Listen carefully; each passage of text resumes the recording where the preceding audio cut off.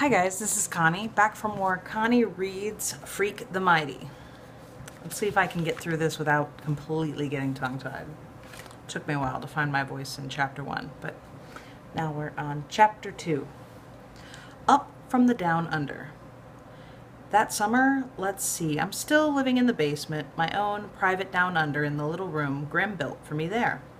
Glued up this cheap paneling, right? It sort of buckles away from the concrete cellar walls, a regular ripple effect. But do I complain about the crummy paneling or the rug that smells like low tide? I do not, because I like it in the down under. Got the place all to myself and no fear of Graham sticking her head in the door and saying, "Maxwell dear, what are you doing?" Not that I ever do much of anything. Grim has it fixed in his head I'm at a dangerous age and they need to keep me under observation, like I might make bombs or start a fire, or whack out the local vets with my trusty slingshot or whatever. Except I never had a slingshot. It was Grim who had the one when he was my age. The proof is right there in the family photo album. You can see his blurry little miniature Grim with no front teeth grinning at the camera and yanking back on this prehistoric slingshot. Good for whacking mastodons, probably. Just proper targets, Grim says, closing up the photo album. End of discussion. Like, oops, better hide the evidence. Don't want to give the dangerous boy any ideas. Not that I have any ideas. My brain is vacant, okay? I'm just this critter hiding out in the basement, drooling in my comic books or whatever. Alright, I never actually drool, but you get the picture. Anyhow, this is the first day of July, already counting down for the 4th and wondering where I can get an M80, which is supposed to have the explosive power of a quarter stick of dynamite or something. And when it goes off, your heart thuds to a stop for a microsecond. Wham! Which is probably what Grim is afraid of. Eek, eek, Maxwell, armed with dynamite. So finally I get bored in the down under and I'm hanging out in the so-called backyard, your basic chunk of chain link heaven. Grim keeps this crummy little mower in the shed. But what's the point of mowing dirt, right? Okay, I'm out there messing around, and that's when I see the moving van. Not your mainstream nationwide brand name mover either. Just some cheapo local outfit. These big bearded dudes in their sweaty undershirts lugging stuff into the complex, half that's been vacant since last Christmas.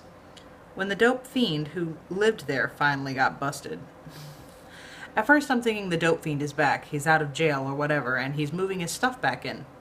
Then I see the fair Gwen. Not that I knew her name. That was a little later while. At first, she's a glimpse. Caught her going between the van and the front door, talking to the beards. I'm thinking, hey, I know her. And then I'm thinking, no way, butthead, no way you'd know a female that beautiful. Because she looks like some kind of movie star. Wearing these old jeans and a baggy t-shirt, and her long hair is tied back and she's probably sweating, but she still looks like a movie star. Like she has this glow, a secret spotlight that follows her around and makes her eyes light up. And I'm thinking, well, this improves the neighborhood. You're thinking, yeah, right, the goon is barely out of 7th grade. Who does he think he is?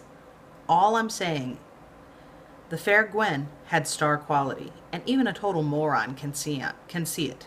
And the reason she looks so familiar is, I must have seen her bringing Freak to daycare, way back in the dark ages, because the next thing I notice is this crippled up, yellow-haired midget kid strutting around the sidewalk, giving orders to the beards. He's going, "Hey you, doofus! Yeah, you with the hairy face. Take it easy with that box. That box contains a computer. You know what a computer is?" I can't believe it. By then, I'm sneaking along the street to see what's going on, and there's this weird-looking little dude. He's got a normal-sized head, but the rest of him is shorter than a yardstick, and kind of twisted in a way that means he can't stand up straight, and makes his chest puff out, and he's waving his crutches around and yelling up at the movers.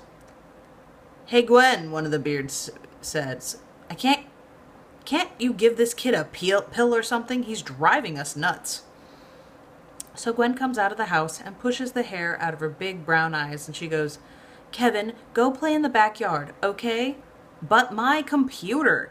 Your computer is fine. Leave the men alone. They'll be done soon, and we can have lunch."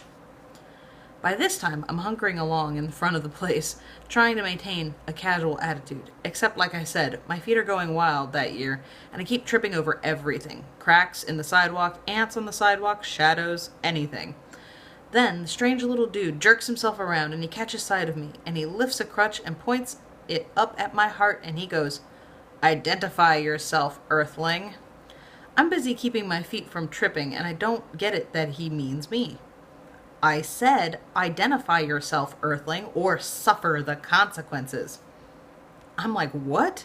And before I can decide whether or not to tell him my name or which name, because by now I recognize him as the weird little robot kid from the daycare, and maybe he remembers me as Kicker. Anyhow, before I can say a word, he pulls the trigger on that crutch and makes a weapon noise, and he goes, "Then die, Earthling, die!" I motor out of there without saying a word, because I'm pretty sure he really means it. The way he points that crutch is only part of it. You have to see the look in his eye. Man, that little dude really hates me. He wants me to die. And that's the end of chapter 2. Oh, these chapters are actually short and sweet. Awesome. Be careful with that and enjoy. Please and thank you, and I will see you tomorrow for the next installment. Bye.